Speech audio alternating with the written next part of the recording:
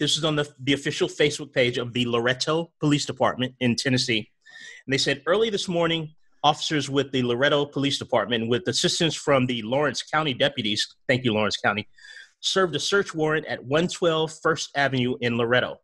Once inside the home, officers found Andy Perry, you bad guy, attempting to flush methamphetamine, along with several items of paraphernalia. He was unsuccessful. So, Jonathan, Andy could probably use a little inspiration from Calvin, who's an excellent flusher. We've determined this on previous episodes. Your son's great at flushing. Andy Perry's horrible at it. So, Andy, give Calvin a call. He can help you with the flushing, buddy. Get your meth down the toilet faster. So, on a more or less serious note, folks, please don't flush your drugs, okay? When you send something down the sewer pipe, it ends up in our retention ponds for processing before it's sent downstream. Now, our sewer guys take great pride in releasing water that is cleaner than what's in the creek, but they are not really prepared for meth. Meth ducks, meth geese, and other fowl frequent our treatment ponds, and we should shudder to think what one all hyped up on meth would do. Furthermore, I'm not making this up. Furthermore, if it made it far enough, we could create meth gators in Shoal Creek and the Tennessee River down to North Alabama. Sounds like a Florida problem to me. Right. Nobody wants a meth gator. Nobody. So they've had enough methed up animals in the past few weeks without our help. So if you need to dispose of your drugs, this is from the police department. If you need to dispose of your drugs, just give us a call and we will make sure they are disposed of in a proper way. Also, if you have any info on drug use and abuse in our community, contact us on here or at City Hall and we will see what we can do. Thank you, Loretto Police Department. This is the service announcement that we needed in the southeastern United States because there's far too many methed up gators in our creeks, ponds, and waterways. And if anybody wants to send us some fan art of what a methed up gator might look like, you can send that to Amber at theptdc.com. Please do. Oh my God, please do. I want to see this. Up gator fan art. Yes. So Jonathan, apparently they need an expert flusher down there. I think Calvin's got his first job already. Yeah. Chief officer of meth flushing down in Loretto. I thought Loretto was in Texas, but it's a different Loretto. And that's my article of the day, Jonathan. You feel free to take this wherever you need to. Well, you should all sign up for PT Distinction. There you go.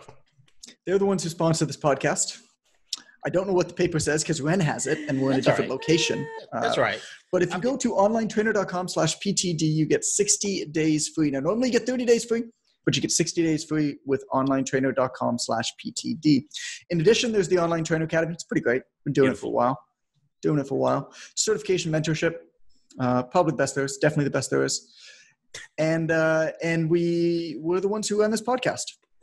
So that's the ads. I've not heard a smoother segue ever in my life, Jonathan. Next up, we have the introduction to the show. Hello, my name is Jonathan Goodman, and welcome to the Online Trainer Show.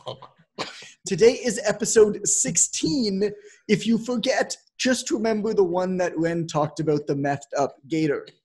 Today we're talking about, now this is a segue from Ren's story in the beginning. It makes sense. We're talking about how to win by celebrating your clients. Because obviously, as I'm sure you could have figured out from the introduction, this is a show and podcast about online training. Thanks for being here. This is the Online Trainer Show. Trainer Show. Trainer Show. This is the Online Trainer Show. We shouldn't have a podcast.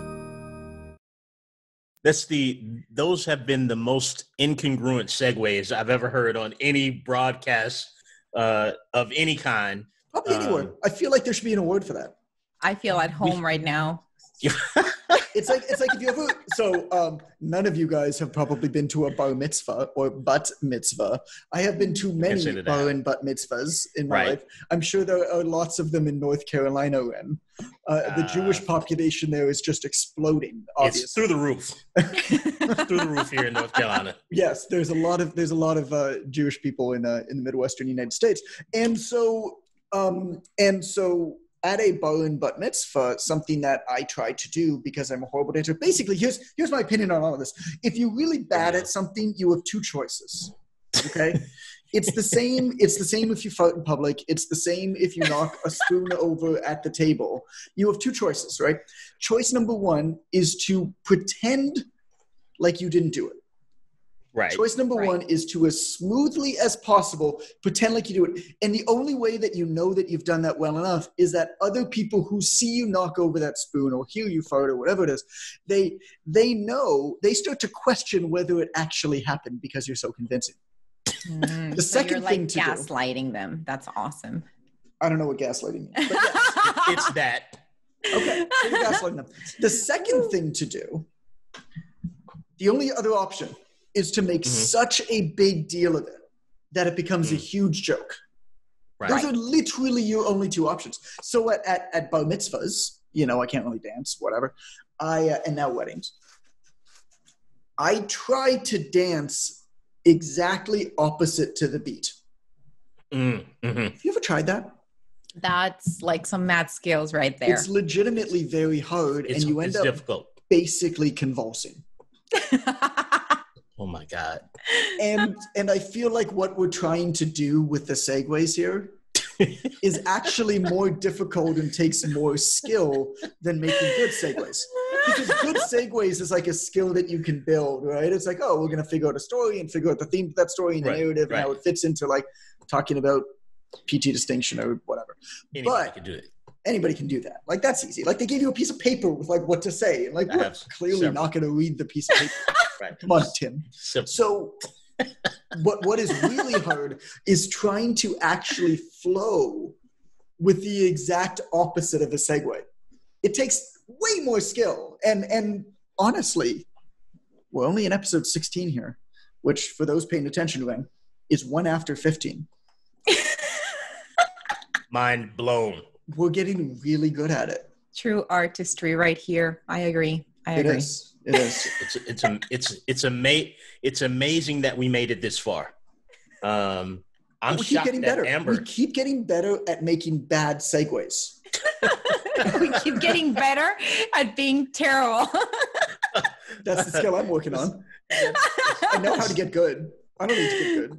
There's a lot of good podcasts out there. Like, you're not listening to this because you want something like professionally produced and like, oh, look, that host clearly is like really good at hosting and asking questions and telling stories. It's like, yeah. So it's like every other podcast. It's like, now I want to listen to a podcast about a topic that's not actually about that topic, but pretends to be about that topic, that makes really bad segues and tells ridiculous stories, and then occasionally sneaks in a little bit of information about that topic so I can convince myself that I'm learning.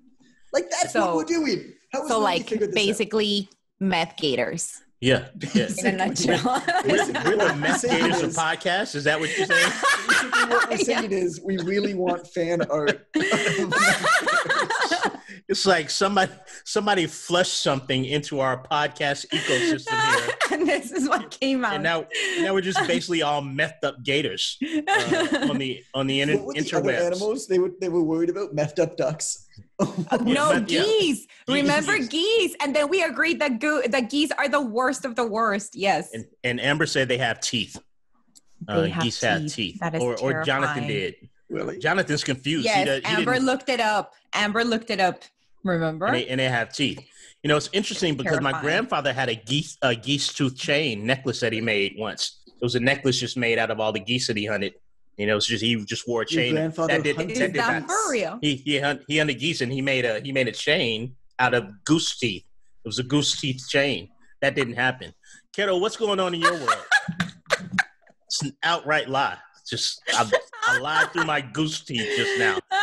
Any burning in your world, Keto?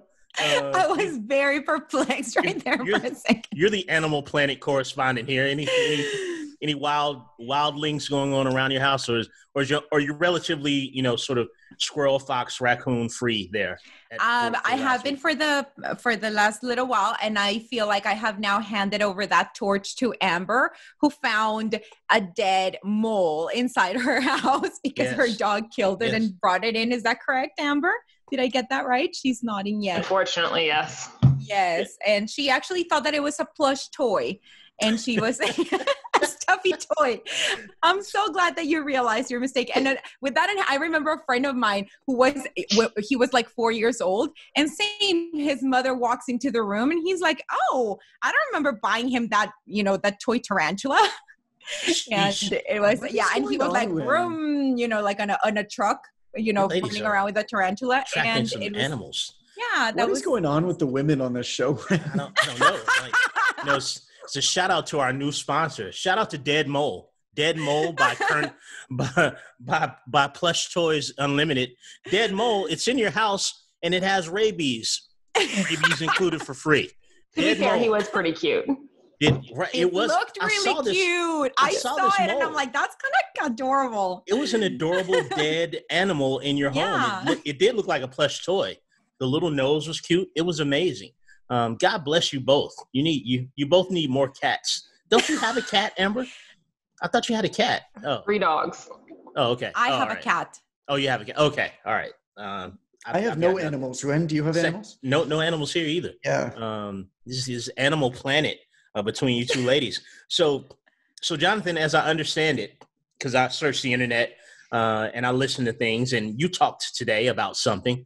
I feel like you talked about a topic. What's our topic today? What? Oh, a topic is to date, like on this podcast? Yes, on this production well, today. No, you know what it is, man? I'm doing so many podcast guest appearances that I'm talking about so many different things. I've done like 20 podcasts in the last 3 weeks. I've seen this. So what's up with that? Like you're the podcast person now. Like what's going on? Are you leaving us? No, I mean, trying to ditch us? You want to, like here's the thing, right? Increasingly, people are on one platform or enjoy like one platform or one type of media, not another one. Mm-hmm. And so, if you want to grow that, like it's very hard. I mean, podcasts are very hard to grow, but if you want to grow a podcast, it's really, really hard to grow a podcast from like Instagram or from Facebook or whatever it is, right? Because after you basically pull over people on your existing platform that are instant podcasting, you're actually not going to grow that much. The only way to really grow is to go to where people who already like podcasts already are, which is actually a really important business principle that I think is important to mention. Here's a segue for you. Nice. This is a good segue though, so I'm kind of embarrassed by this one. But this comes from somebody that I met on a golf course when we were in Arizona visiting my parents. He was walking his dog, and he always went and walked his dog on this golf course every night, and we'd bring Calvin down to play with the dogs. And his name's Joel Weldon. He's a Hall of Fame speaker. He's a brilliant guy. And he was talking about how he sold Earl Nightingale tapes back in the day. And to give you an idea of how long ago this was, he actually had to sell people the tape recorder with the tape. Because they didn't own one. Because they didn't own one. Wow. Sheesh. That's how long ago this was. And one of the things that he realized is that he would try to sell people tapes on success on personal development. Mm-hmm. And he was trying to sell it to people who really needed it. And it was having an almost impossible time selling it. Mm-hmm. And then he started selling it to people who were already successful, and he had a really easy time selling it. Right. And so what he says is if you want to sell success, you call on successful people. If you want to sell fitness, don't go places where people have never shown an interest to be fit. Right? Sell fitness to people who are already interested in fitness. Oh, that makes sense. If you're selling a service, if you're selling anything, go to where people who are already buying that service are, and they will buy more of it. Oh, that's and so great. As we're trying to grow the podcast, one of the things that I'm doing is I am appearing on a ton of other podcasts and hopefully not looking like a fool. They're nowhere near as fun as this one. They're all interviews. I get asked the same question over and over and over and over and over again, which is good because I get to tell the same stories over and over again and get good at them. But like, You don't need to listen to me on more than one other guest podcast than this one, because it's just the same thing over. It's like interview podcasts, right? It's like, Right. how many times can you hear the host ask you, knowing now, if you knew back then what you know now, what would you have done differently? Like, how many times have you heard that question? It's like, oh, I wouldn't have done anything differently because everything that I did and all the mistakes I made led me to where I am now. It's like, yeah, cool. Right. Now that's super wise, but that doesn't really help anybody. And so anyway, so I'm doing a lot of podcasts because I figure that people who like listening to podcasts probably already listen to podcasts, and using that to help grow this one. So I mean, I'm including the 2 that we record. I'm doing anywhere from 6 to 8 podcasts a week now. Sheesh. Wow. Which is a lot. And most of them haven't come live yet, actually. But yeah, man, it's like anything else. You know, some of them are big popular podcasts. Other ones are not as big. And it's just a matter of getting the reps in. Man, And, and I think that's an important lesson. Like for me with podcasting, right, I'm perhaps more advanced with other aspects of business, with blogging, with business development, with selling courses, with building communities. But with me, with podcasting, I'm new. I'm the new kid. And so I got to hustle and scratch and claw and scramble as the new kid. Get the reps I'm in. asking friends who I've built relationships with to introduce me to other people that, so how did I get on like DeFranco's podcasts, who's great. And then I did the Barbell Shrugged one and stuff like that. It's like, well, I asked my buddy Ben Bruno. I saw he was on a few podcasts, and I asked him to make an introduction to the host, which is actually a great way to smart. to get. I wanted to get on Mike Matthews' podcast. I like Mike Matthews a lot. We have never had a chance to talk, but I like him at all. I like his work a lot. I think his audience is great for our audience. I think he can add a lot of value to his audience as well. Instead of just reaching out to him, I just went through his list of people that he's done podcasts with. Found the first person that I knew well that had done a podcast with him, who's Pat Flynn, and messaged Pat and asked for an introduction. Nice. That's great. And so I've just been, man, I've been scratching and clawing and in a new field for me, which is super fun, which I think is a lesson. It energizes you. It's something different. And it doesn't matter who you are. If you're doing something new, you're going to have to pound the pavement doing that thing. Yeah. You guys are impressive, man. I mean, I know we've got to get on topic here because we're burning through minutes. Amber's giving me the look, but I saw Keto on Girls Gone Strong earlier today. With her new lighting situation, and it was amazing. She was so well lit. Angelic. Thank you, Molly. Yeah, thank you, Molly. And she was waxing poetic about some things involving nutrition and good and bad foods. And I was, and then Amber was on a podcast a couple of weeks ago. Like you guys are a big deal now. It's pretty much time to break up the band and go solo and do some bad albums. That's how it works. Unless you Wu-Tang. Unless you, in which case, Wu-Tang you forever. should probably do some solo albums. Yeah, Wu-Tang forever. Let's get that established. But if you're the Backstreet Boys, the album sucked. Right. If you're who are some other ones? No Doubt, I think did, like Gwen Stefani did some stuff. It's like No Doubt was better than Gwen Stefani, man. Yeah, nobody's reaching for that Joy Fatoni album. There was, Dave Grohl is an exception with like Foo Fighters and Nirvana and stuff like that, and then he was also part of Gorillaz, I think, wasn't he? Yes, I don't know. I think so, maybe. We're off the rails anyway. Let's bring it back on topic. So we have some online trainer stuff to talk to you guys about today. I don't know what it is because I didn't pay attention. But Jonathan will talk about it, and then I'll agree as if I knew what he was going to say. Then I'll deflect to Carolina because I haven't been listening, and she'll say something, and then I'll say something clever at the end, and we'll wrap up the show. That's our format here on the Online Trainer Show. Actually, this is how it's written down too. Right. This is literally our format. It says in parentheses, "Don't pay attention, Ren." So it's funnier when I don't know at the end anyway. So Jonathan, talk to us about whatever I'm going to sleep through today.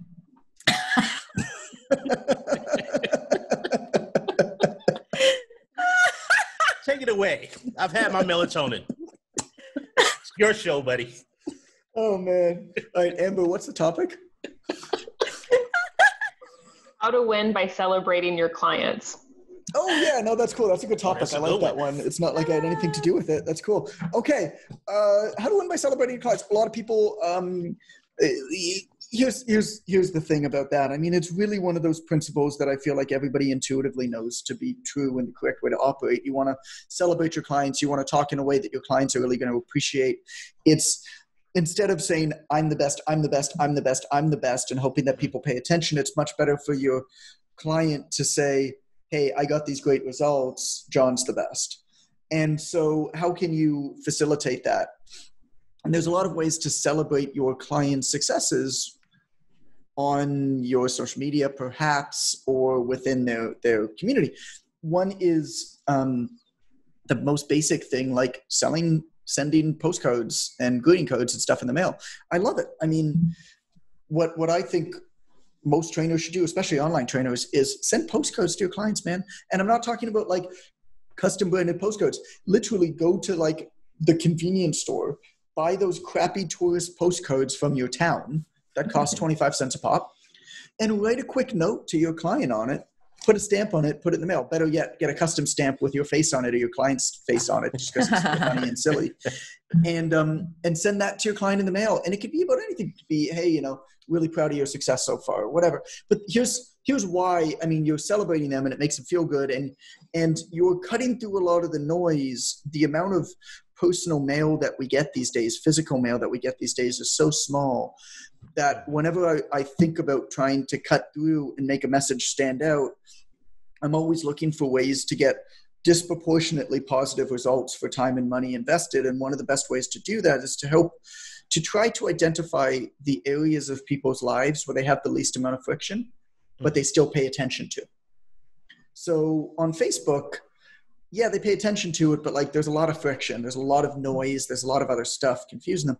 Well, physical mail, there's not much friction because you don't get much physical mail, but you still pay attention. You still check your mail every day or every few days, and you're going to get it. And so it'll stand out there, and it really doesn't cost you very much to do it. So that's a great way to kind of optimize that, right? The other thing is it's physical, and people will probably display it because it makes them feel like they look good. Right. And so now nobody's having anybody over at their house, but if people are having folks over at their house for a dinner party or whatever it is, yeah, you bet your butt that card is going to be on the fridge or on the mantle, and it's going to become part of the conversation. And what do you think happens then? All of a sudden now, you've covertly entered your name in as a recommendation in that conversation with your client.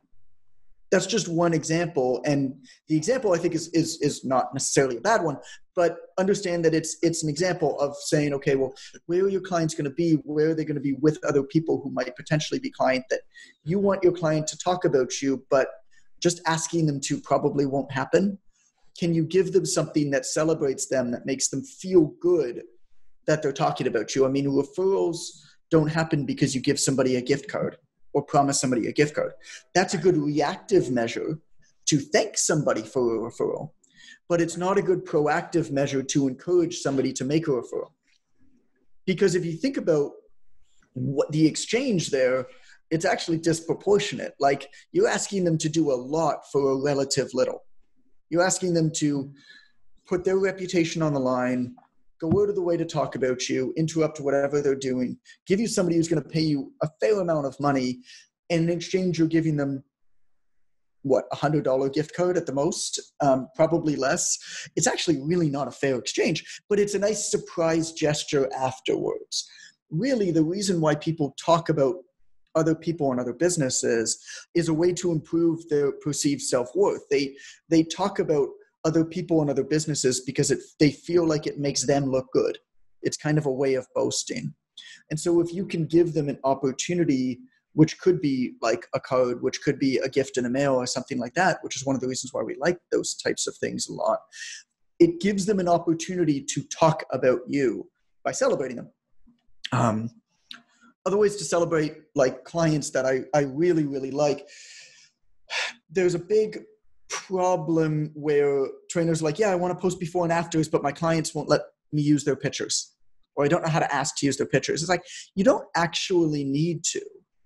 We give some examples in the Online Trainer Academy textbook we give some great examples. There's a whole chapter, by the way, on client appreciation and gifting and how to use that to generate business. And all of these come from there, and there's more, and it lays out exactly how to do it. So you should enroll in the Online Trainer Academy, onlinetrainer.com/academy. Like, I don't know what you're waiting for if you're waiting on it. But one of the examples that we use is what Tony Vargas does, that and now tons of our other clients and students have adopted, which is instead of naming a client specifically, you celebrate all your clients together. And so he creates a post once a week of total pounds lost of all of his clients. Mm-hmm. And he uses an image, could be any image of like basically an avatar, but it's like a bot image, it's not an image of his client. And he says, huge congratulations to my clients who have lost a total combined weight of 27.4 pounds this week. You've all done amazing.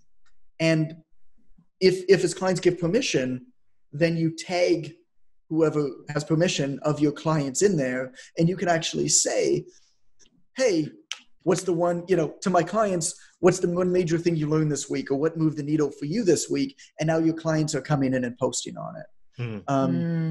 That's very cool. There's just a lot of different ways that you can publicly appreciate and celebrate your clients beyond just like posting a before and after picture.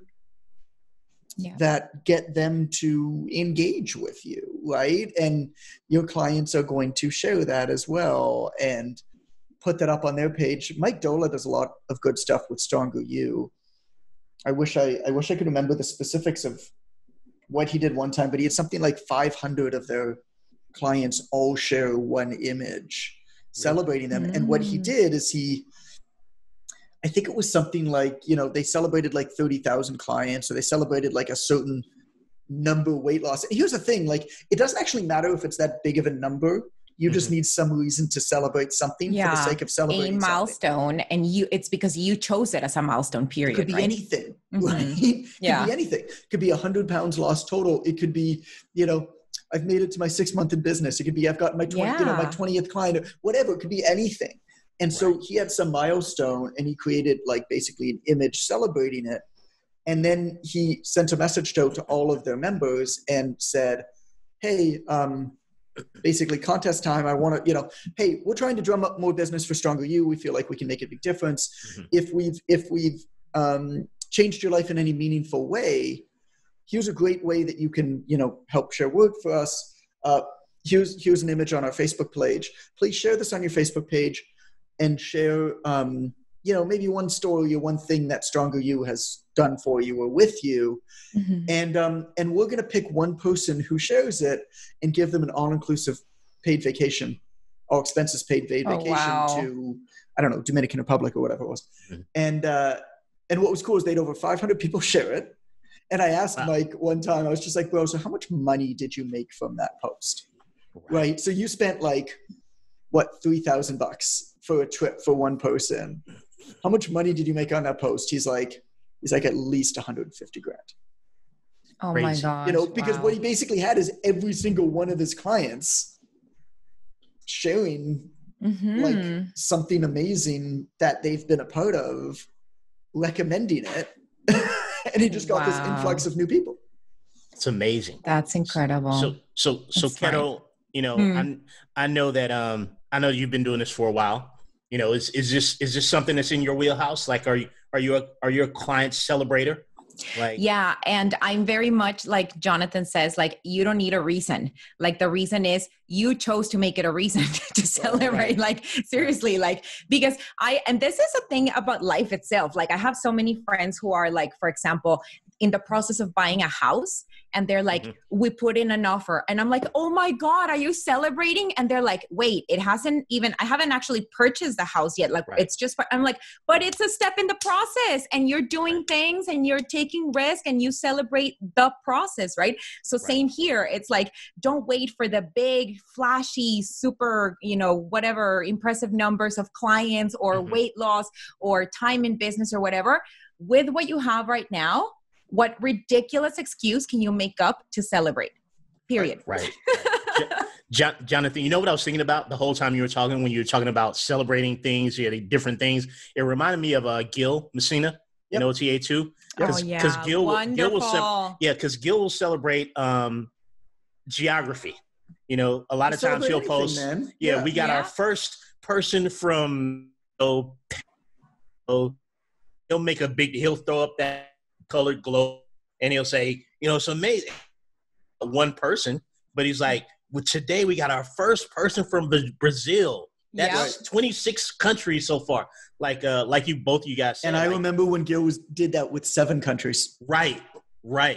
And I love Gil because Gil's a good example of somebody who actually isn't a fitness professional by training. He was an engineer. Yeah. And he basically wanted to escape his job and transition into fitness and needed a way to do it. And took the Online Trainer Academy. And I think within the first 2 years, I trained like 300 clients after he took OTA. Yeah. He's got and now he's just rocking and rolling. He's amazing. But it just shows you like, you don't need to, it doesn't need to be this big thing. It could honestly be, hey, isn't this incredible?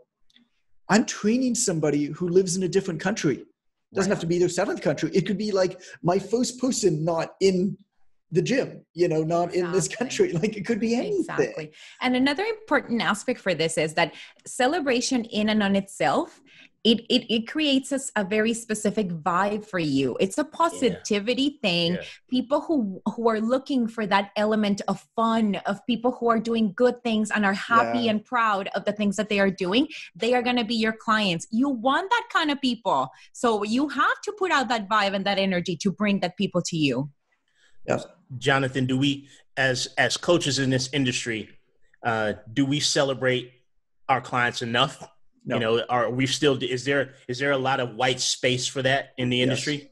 Yes. A lot, you think? Yes. Yeah, and I'm willing to say it's mostly because of self-doubt on the coach themselves, that they don't feel that they are worthy, that their efforts and their work has been worthy of celebrating yet. So I want us to park that and just start celebrating for the heck of celebrating, because people need to hear that from us. And people are awesome. I mean, think about how hard it is. I mean, so many of us, myself, I don't know your guys' stories as intimately to know where you stand in this, but like I started lifting weights when I was 14, 15 years old. And I've been in the gym active more or less consistently since then. I mean, I'm 34 years old now.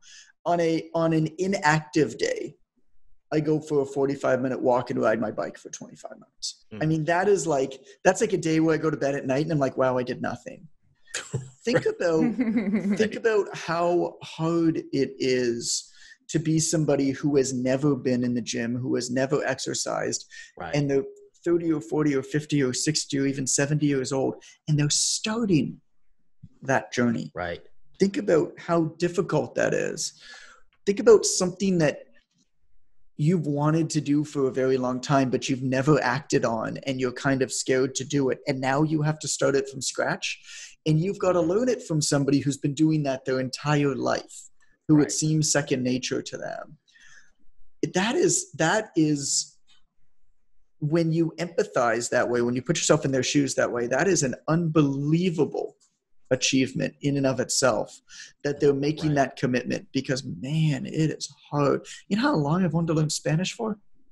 Ask me how much Spanish I know. And then I go to Dominican Republic with Carolina, and you know, they just like laugh at me as she's like, I was like, you're not even making words. How are you speaking this quickly? But that should be celebrated, right? I mean, it's what these people are doing is just so unbelievable. But to us, we kind of take it for granted, I feel, a lot of the time, because it kind of comes second nature to us. We know how to move our body. I mean, my wife, my amazing wife, Allison, has now organized like workout group in our garage at 7:30 in the morning twice a week. It's just one of the neighbors, you know, because we work out in the garage, you know, pandemic, blah, blah, blah. And so people saw that and they commented, and she's like, hey, I'm working out tomorrow morning at 7:30, just come by. Nice. And she came by, and then somebody else found out. And now there's 4 women who like twice a week are just working out in our garage. And these are women who have started and stopped multiple times, who all they needed was one person to be like, yeah, let's do it. No stress. Show up if you can. Don't show up if you can't. We're just going to kind of hang out and have some laughs and do a workout in the morning. But think about the strength it takes for these women to show up at 7:30 in the morning when they want to do so much else or sleep in. Mm-hmm. All of them have families. All of them have busy households, jobs. And yet they're doing this. They're doing this for themselves. I mean, man, you got to celebrate that. That's special. I know we've only got a few precious moments. Amber's giving me the side eye again. She's got a box now. Box it up. Are we boxing it up now? That's the wrap it up box. That's the wrap it up. No. Wrap it up. Wrap it up box. What's in the box? What's in the box? It's a meth crock. We got a meth crock in the box. Gator. They're different. They're different species. It's a meth gator. She's got a box. My own podcast. Meth gator. But what I wanted to say was, and really quickly, do we celebrate? I know this is about, celebrating your clients, but as coaches, do we celebrate our own milestones enough on the business side? Are we stuck in destination happiness? When I get 10 clients, then to Keto's point, we should probably be celebrating that we finished OTA, celebrating that we put our USP out for the world to see, celebrating that we told our story online, that we posted our first 160. Like, do we celebrate enough? And is the lack of celebration of clients sort of an extension of our own ineffective, self-celebrate? What are your thoughts there, John? Yeah. My thoughts are no, we don't enough. I think that you should celebrate everything. I mean, I've written about this before. I think it's very important. About it. A book that I read a long time ago when I was studying residential real estate investing. When I was looking for like some way to make money not on my feet as a trainer, I studied residential real estate investing. And the book that I read basically said, celebrate everything. Like the most important thing when you're an investor is celebrating everything. It's like apply for a mortgage and don't get it. Celebrate that. Print business codes that say real estate investor. Celebrate that. Make a payment. Celebrate that. And celebrate that. I mean, go out for a meal, like go for a walk with your loved one, like whatever, but have some way that you celebrate it. And I love that because you celebrate the wins, of course, but you also need to celebrate the losses because the losses meant that you had the guts to take action. And I think that often actually deserves more celebration. Wow. Than wins do. That had much more depth than I expected. That was amazing. All right, segue. Yeah, great segue. So, Amber, you got anything to add to this episode other than your boxed up methamphetamine addicted gator? Not sure I'm going to trust you to read Facebook posts anymore at the beginning of the show, but other than that, it was great. That's all right. Well, thank you very much, and I'll read whatever I like to. Jonathan told me I could. You're not the boss of me. You're not the Doogie Howser of me. To be fair, I thought it was going to be a short Facebook post, and I didn't know what you were going to read. And if I knew what you were going to read, I probably wouldn't have said that it was cool. But anyway, it's over now. That sounds like a win to me. Yeah, celebrate that, Jonathan. Yeah, celebrate that. I'm celebrating. This is the online trainer show. Trainer show.